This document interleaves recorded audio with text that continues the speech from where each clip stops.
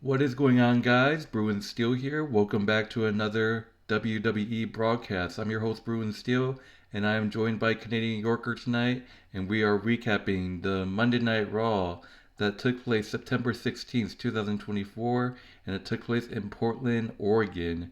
And it is the Road to Bad Blood live event, which is starting early next month in Atlanta. So we can't wait for that. So Canadian Yorker, how's it going tonight? Going awesome tonight. It's been a long day, but I'm glad to come back again and do another talk for Raw and Smackdown and WWE. So it's great to be on tonight. All right, so let's get started. So the Monday Night Raw show opens up with CM Punk getting on the mic and says he's at this point in his career where sometimes people ask him how many matches he have left in his old bones, and he basically said that he basically talks about Drew McIntyre, talking about their Hell in a Cell match that they're gonna have at Bad Blood. Hopefully, that's the match that's gonna end things, the rivalry. So hopefully that's the case. He says he feels naive to think that this will be over because he touched four turnbuckles in Berlin. But then Drew jumped him in Chicago months ago. He talks about Drew's fatal mistake, and he said that he wants to make a promise to Drew. He's gonna make Drew bleed. He promised that Drew will have to kill him because he is prepared to die and this heart to stop beating. So CM Punk said it's going to be the end of Drew McIntyre. Punk will see him in hell. So what are your thoughts on this opening segment with CM Punk? CM Punk, like I said, CM Punk. This is it's the end of it's the end of a great feud. We're seeing the end of a great feud between CM Punk and Drew McIntyre, and potentially a new feud will be opening up sometime in the future after this. Um, CM Punk really just wants to put this thing to bed. He's going to end Drew McIntyre's career. That's what he wants to do, to put him out of action. Um, that's the only way CM Punk is going to see an end to this thing going forward. But this is going to be a bloody match between both these guys, between both these men. Both these men are going to beat each other down until one of them is a victor, and we'll have to see who's going to be the determined victor going forward. Um, because this is the end of a rivalry that we're seeing here, and I gotta say, I'm looking forward to it. All right, all right. So moving on to the first match of the Monday Night Raw. We got Pete Dunne versus Sheamus. We all know the history between these two and the feud that had they been, having going forward. Pete Dunne hates Sheamus and Sheamus hates Pete Dunne. They were once buddies, but I guess Pete Dunne always thought that Sheamus walked out on the Brawling Brutes.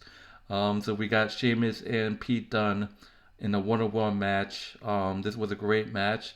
It went back and forth. Sheamus with a hard on the gates, Irish curse. Towards the end, it was Pete Dunne who gets a sunset flip power bomb. Sheamus with a pressed attack. Big bombs away, knee drop so close. And then Sheamus cuts him off with an uppercut. Avalanche power slam, but Dunne kicks out. Sheamus cuts him off in the side of the rope with a piece of Borgren about 220 rope. Pete has a shillelagh. Sheamus cuts him off with a pin knee. Cricket back shot. Referee doesn't see it.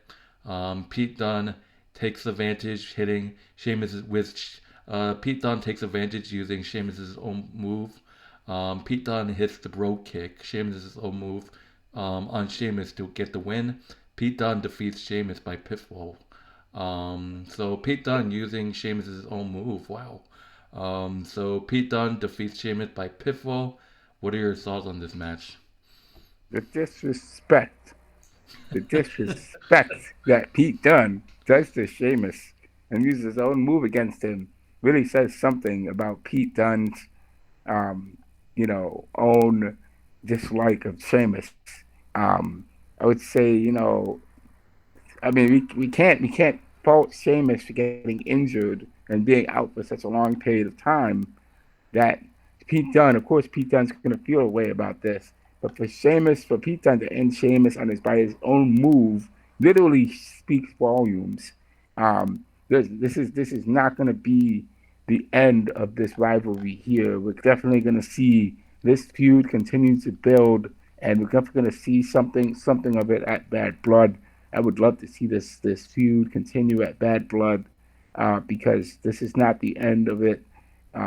Sheamus and Pete Dunne definitely have unresolved business because Pete Dunne cost Sheamus his opportunity to get a title. Um, I mean, what else can you do? I mean, we have to see this continue, and this is just how it is. Yeah. All right. So moving on to the next match, we got Natalya. We saw her return in her hometown of Calgary, Canada last week, and she's in singles action. Natalya going 1-on-1 with Zoey Stark, one half of the Pure Confusions team, whatever that is. I don't really like that name, to be honest. But Stark in control with a missile drop kick. Um, Natty throwing German suplex. It was a short match, I think. It wasn't really a lot. It was a super kick next, cover for two. Zoe with a California roll. They were trading like near fall attempts.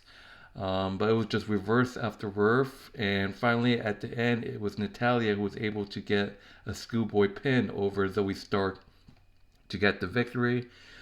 So Natalya going back-to-back weeks with wins. First in her return in the six-woman tag team match, and now this week in the singles match against Zoey Stark.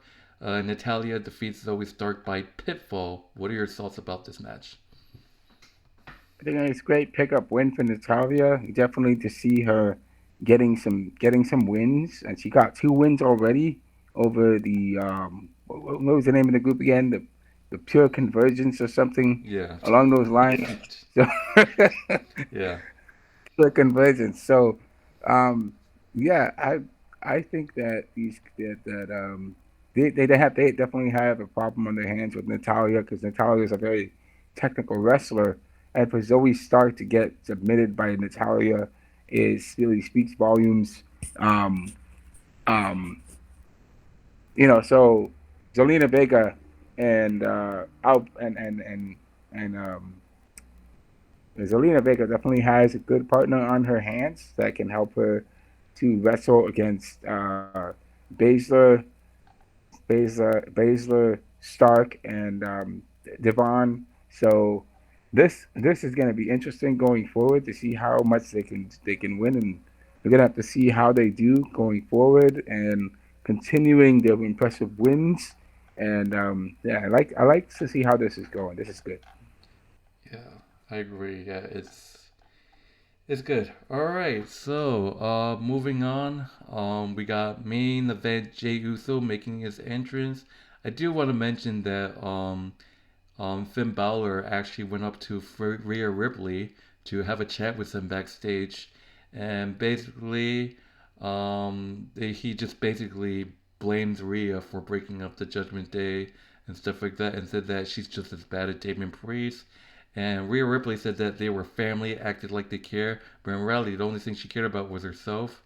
And basically, Finn Balor did it. He snapped and actually said it in Rhea's face, saying that you know when Dom was um when Dom was going after Liv, I was the devil on his shoulder. Finn yells out to Rhea saying that I'm the one who told him to go after Liv, and he basically said Rhea Ripley was useless. So basically that's basically what happened. So and that's when Jey Wow. Uso appeared to ask Finn if they had a problem here. So I guess Rhea Ripley has Jey Uso now. I guess they're a couple. I guess maybe now Jey Uso is I guess Rhea Ripley is Jey Uso's mommy now. I guess they're in good terms, but I don't know.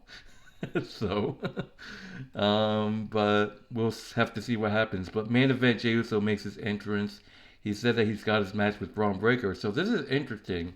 I swear that this match was going to happen at Bad Blood. But no, they're having their IC title match next week on Raw. So Braun Breaker versus Jey Uso next week for the Intercontinental Championship. I can probably see a rematch maybe. which is probably going to be a bad blood. We have to see what happens because it's still a bit early. Excuse me. So he said he's got a match with Braun Breaker, and he's about to get his first singles title, and he's excited about it.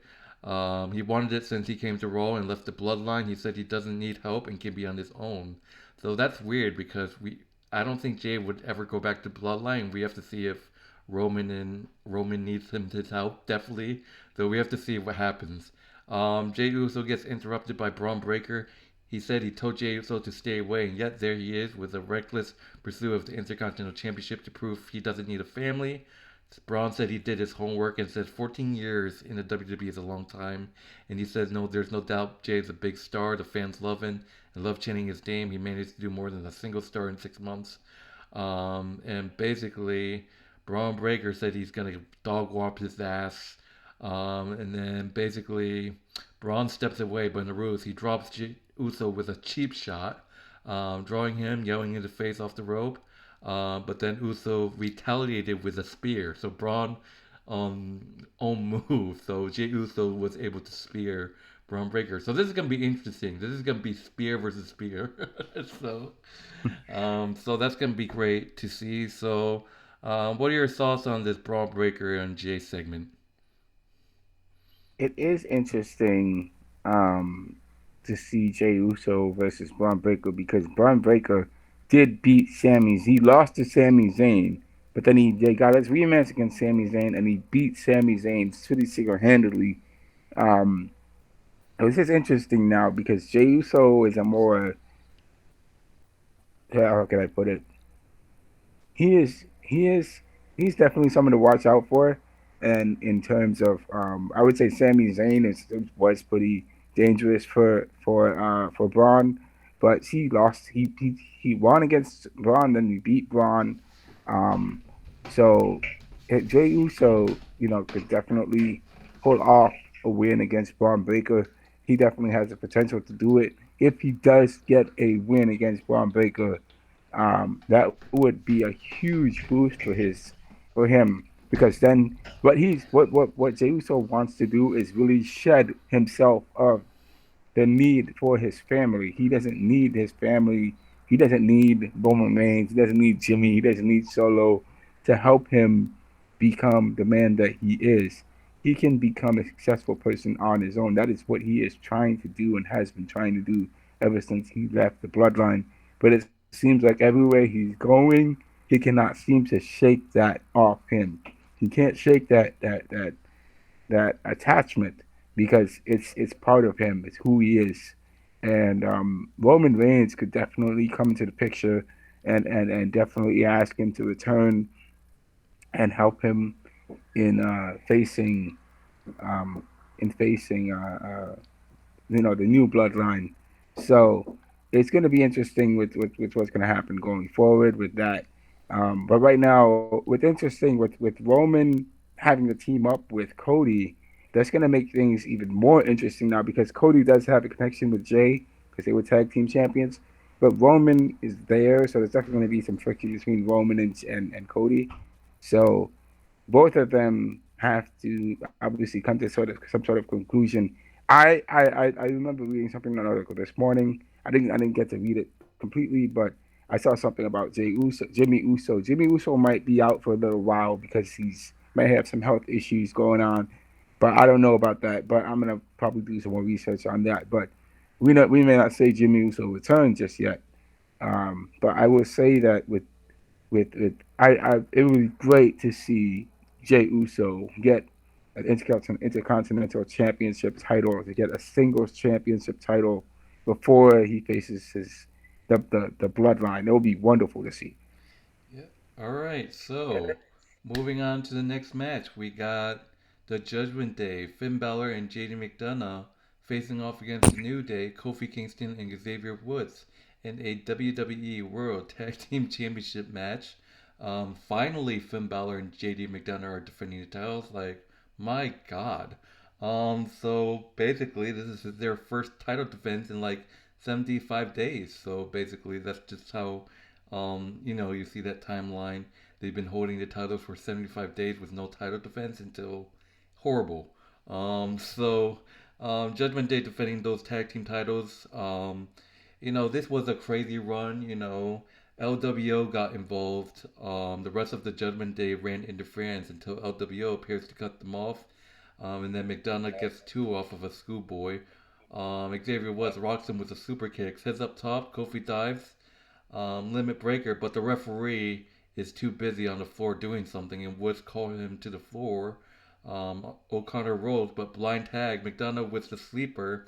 Finn off the top. Finn Balor hits the coup de grace on Xavier Woods to win the match. The Judgment Day, Finn Balor and Jade McDonough defeat the New Day, Kofi Kingston and Xavier Woods by pinfall to retain the WWE World Tag Team Championship. And we saw Xavier Woods is pissed off, and Kofi can't confront him. So basically, we might be seeing the end of the New Day. We see Xavier Woods pissed off at Kofi, and we can say that Xavier Woods is really, really close into turning heels. So, what are your thoughts on the Judgment Day retaining their titles? I would say that this is a controversial win. This is a controversial win because of the referee. It's the referee's fault. We're blaming the referee for what happened, and because the referee went after the wrong guy. The referee saw what was going on out there. He got too distracted by because let's just admit it that if the New Day would not be breaking up as we're speaking today. They would be the new tag team champions right now. They would be the tag team champions, going to get a victory over the Judgment Day. But that's not what happened because the Judgment Day tried to interfere, but LWO got involved and tried and stopped that from happening. But because of that, now that caused a major distraction in the match between Kofi Kingston um, uh, uh, uh, and Xavier. Kofi didn't tag Xavier. Kofi's tried to stop the rest of the New Day from coming and coming out. What I also noticed was weird was the camera angle because I saw part of the match. The camera was only focused on the referee. It was not focused on what Kofi Kingston was doing outside the ring. We saw what happened with Jade and Xavier inside the ring. Xavier had pinned was basically had JD McDonough there, and he could have pinned him 1, 2, 3 if the referee had just focused on the inside the ring and done what he had to do. But the referee was just his mind was elsewhere, focused on what was going on outside, and it's that's just kind of I don't know if that was planned or not, but it seemed like it was meant for a purpose, and that frustrated Xavier and caused him to snap, at Kofi. But it wasn't Kofi's fault. I mean, you could say part of it's Kofi's fault, part of it's the Judgment Day, part of it's LWO because they try to stop stuff. But that caused there's just too many people involved in that situation, and that's just messes things up. That messed up the Xavier and Kofi. They didn't have any communication going on. I saw from my point of view, at least there was no communication between them. There was mixed up communication there. Um, so there's a lot that happened. I would say that yeah, man. I mean, I think yeah, the New Day. We're definitely seeing the breakdown. The New Day of the breakdown is here. It is happening. Sad to say, but Xavier is definitely going down. I think this also had to do with Kofi getting assistance from Odyssey Jones. Remember Odyssey Jones? But he got fired because of some stuff that happened with some some allegations that happened with him and a female, and he got fired. So now there's no Odyssey Jones there to keep the New Day going. So now you're definitely seeing the New Day is slowly but surely breaking apart. So that's what's going on. All right. So, all right. All right. So, wait, where are we at? All right, right here. Sorry. So, excuse me. So we got Big Bronson Reed, versus Braun Strowman. So this was supposed to be a match. But I guess these two guys just have a grudge against each other. They just want to tear the fuck out of each other. Um, so basically, Big Bronson Reed makes his entrance. Braun Strowman sidesteps the charge before the bell, and Reed goes into the turnbuckles and snaps the top turnbuckle clean off. Braun Strowman slams him and throws him out of the ring. They fight on the floor. Bronson, actually, this was hilarious because I was confused. I was like, well, what happened? And basically, Bronson Reed actually picked up an actual fan from the crowd and throws the fan at Braun Strowman. And Braun charges and freight trains Reed through the barricade. So there's basically no match. And they just basically keep fighting in the crowd, and that's just basically it. They just it was for the damn drive wall, so that's basically it. So Braun Strowman and Bronson Reed just doesn't like each other. So Adam Pearce, please make this match official at Bad Blood. I feel like you can definitely book this match and maybe a street fight, maybe false count anywhere, or maybe just an Extreme Rules match or anything goes match. That would be wild. Like we definitely need a winner because two matches in a row it's just no contest. You gotta have a match. Just make it at Bad Blood, Adam Pearce, please. Like two monsters going at it in like a no count out, no disqualification match, like a street fight. Oh, that'd be awesome. So please book it, Adam Pearce. What are your thoughts on this? I can't believe that happened. He literally threw a fan at Braun Strowman. Bronson Reed threw a fan at Braun Strowman. Am I hearing that right? Yeah, so it was a random fan, like right here. Then he just like grabbed him and then just threw it at Braun. That's crazy. Imagine you're in the stand, just sitting there having a good time, and And Bronson Reed and then the fucking guy chucks was you. the guy he threw was Asian. Imagine if that was me who I got thrown. That's crazy. That's hilarious. But Yeah. honestly, Do it you would make think they sense. should book? Do you think they should book Bronson Reed and Braun Strowman in Ab- like a street fight at Bad Blood? Absolutely, absolutely. It should be a. This has been going on for two matches It's now. just Is not a the match. It's third just match? two monsters Yeah, like brawling. There's like no match at all. there should be a match. This should be like a street fight match. Just false counts, whatever you want to make it. It can't be Hell in a Cell because that's for CM Punk and Drew McIntyre. But definitely has to be a street fight or false counts or something.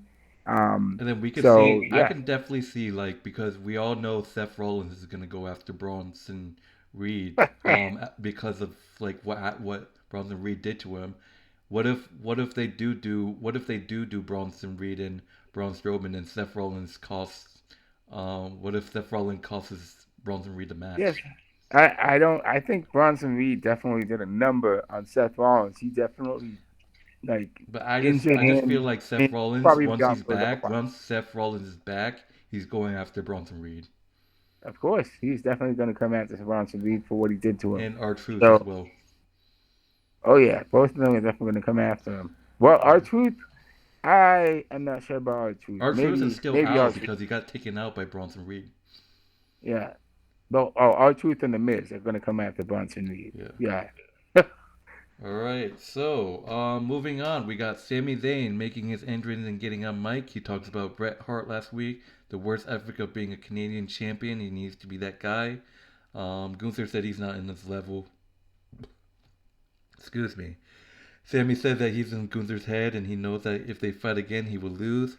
Ludwig Kaiser comes and said he says Gunther is saving Sami Zayn from the worst moment of his life, and WrestleMania was undoubtedly the greatest night of his career. For the first and only time, Kaiser saw Zayn's family looking up to him instead of looking down to him, but miracles never happened. And basically, Gunther interrupts. He said he's answered Sammy challenge in the bit, but first he turns to Kaiser and asks if there's anything he has to tell him, because if there is, he should do it right now. I was actually kind of confused. I actually thought that maybe Ludwig Kaiser was going to turn on Gunther or something like that, but no, it was the other way around. Ludwig Kaiser said there was something he was been trying to get off his chest for a real long time, and he turns and drops Sami Zayn. Attacks Sami Zayn while Gunther laughs and watches. Mounted punches hammering away. Sulu Kaiser picks Sami Zayn. Square DDT. Gunther picks up Sami up and tells him the answer as regards of a challenge is still no. The ring general leaves. Ludwig Kaiser goes for a DDT, but Sami pops up and DDTs him and hits the Huluva kick at Ludwig Kaiser, and Sami's fired up. So Sami got the laugh all of a sudden. So a little cocky right there by Ludwig Kaiser. But question is, are we actually going to see Gunther versus Sami at Bad Blood? I don't know. I mean, Adam Pearce had been talking about it, maybe. I'm not sure. But we have to see what happens. But what are your thoughts about this segment? I think that they should allow it to happen. Sammy should face Gunther. I mean, Gunther should face Sammy to get his title, to retain his title. And I think it would send a message because Gunther can beat Sami Zayn. Gunther can do it.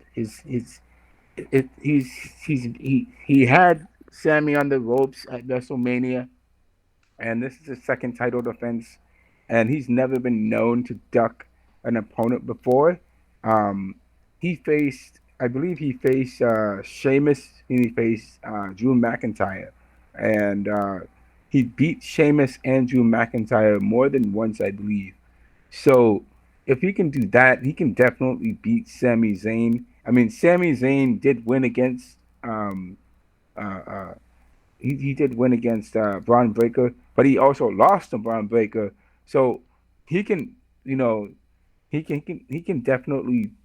Sami Zayn is not invisible. Sami Zayn can be beaten, um, and Gunther can beat Sami Zayn.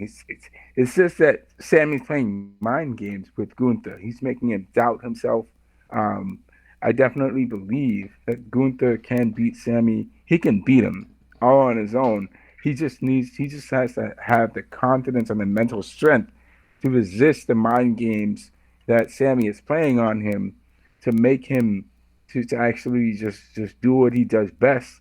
He can do it. We know he has the potential to do it.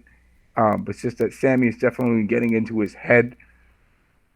Um, but I think that Gunther can do it. He can beat Sami. He just needs to be confident in himself and go through with it.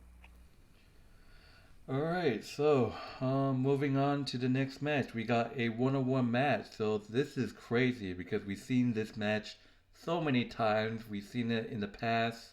We got a one-on-one match, but excuse me, we got a one-on-one match, but instead of a face versus a heel, we got a face versus a face, and a lot of history between these two women.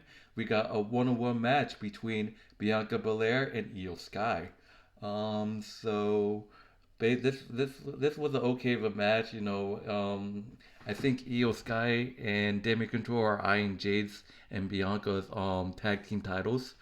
What the hell is that? So basically, it just went back and forth. Bianca with a drop kick, shoulder block, up in the corner, mounted. It with punches. Belair kicks away. Something. What is that? Okay. Excuse me. And it just went back and forth, trading right hands from their knees into their feet. Some flip covered for two, and then it just went back and forth until it was a backbreaker rack and reverse small package by Io Sky. Io Sky defeats Bianca Belair by pitfall to win the match with a small package. So Io Sky getting a win over Bianca. What are your thoughts on it?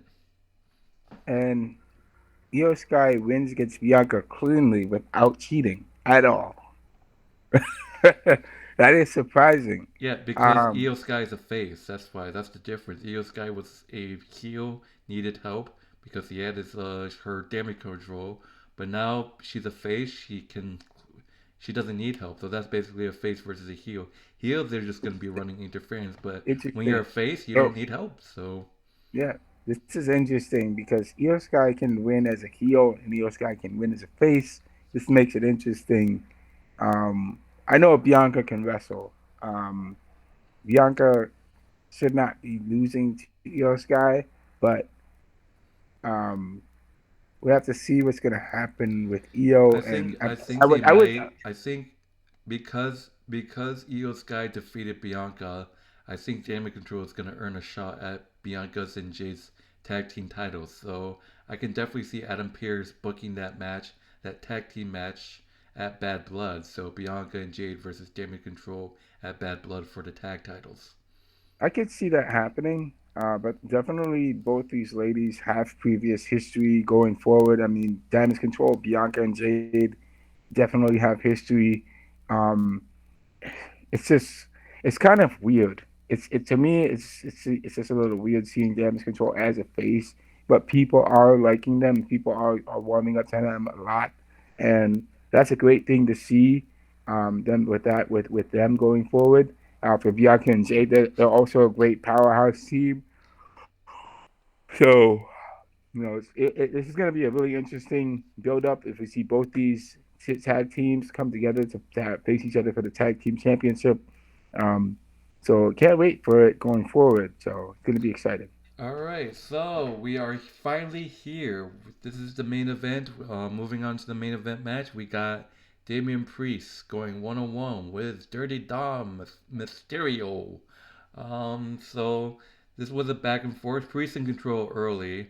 And Mysterio, man, Dominic Mysterio has no chance against Damian Priest. Like, what the hell? I don't even know why this is a match in the first place. And Dom bails to the floor to avoid a razor's edge.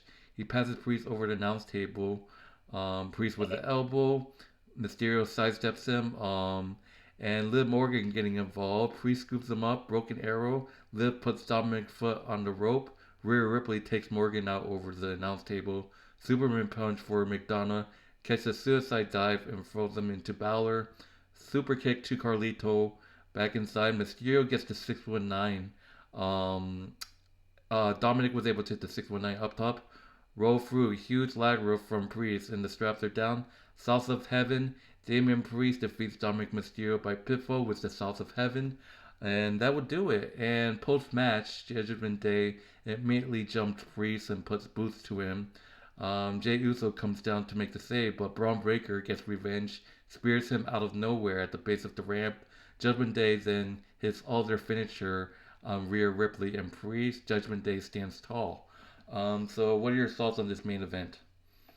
Um, for Priest, it's no contest. For Priest, of course, Priest is going to beat Dominic Mysterio. I'm expecting that to happen. It's. I mean, unless Dominic can actually pull off a win in some way, shape, or form, and he can do it. It's just that he's not as good a wrestler as Priest. Um, but Dominic, you know, nobody likes Dominic. Everybody doesn't like him, but he does have his own move set and all, and he tries to be better Mysterio, but um, honestly, it's time for him. He's still shedding his skin. He's still growing into the person that he is. But it's a great pickup win for Priest because Priest literally squashed him and beat the rest of the Judgment Day down, and it's a great win for him. However, post match, um, the Judgment Day jumped him, they jumped Rhea, and it's tough to see that happen. Rhea Ripley is still injured, unfortunately, and Liv Morgan took advantage of her, It's and like it's tough yeah, because it's like I'm not sure. We're gonna save it for our bad blood prediction video, but it's like anything can happen. Like Priest could beat Finn, Finn could beat Priest, and then Liv could beat Rhea, and then Rhea could beat Liv. But we don't know. It's like it's anything can happen. You know, like there's something could happen. But I said this before, and I say it again. I just don't see Rhea Ripley winning her title back. I just feel like Liv could hold onto the title for a very long time. That's just what I said before with Rhea Ripley when she had the title. As long as Rhea had the title when she's in Judgment Day. She's holding it for a long time. As long as Liv is in the Judgment Day, she's probably going to hold on to the title for a very yes, long time. So, yeah, but anything can happen. But anyways, that would do it. yeah. Um, I just wanted to say also that Liv right now, Rhea Ripley was injured by Liv Morgan with her shoulder, and now she's injured again with her leg. Of course, Liv Morgan's going to take advantage of Rhea and definitely try to. She is going to capitalize on the Yeah. injuries that Rhea has been going through Yeah. and and retain her title. As for Dom and as for Jay, as for um, Finn Balor and Priest.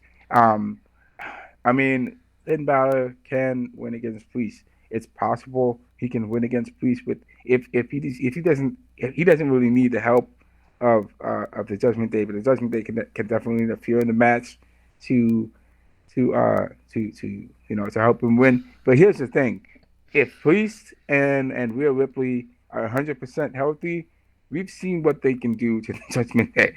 The Judgment Day cannot cannot beat Liv cannot beat Rhea Ripley and Priest when they are 100% healthy on their own.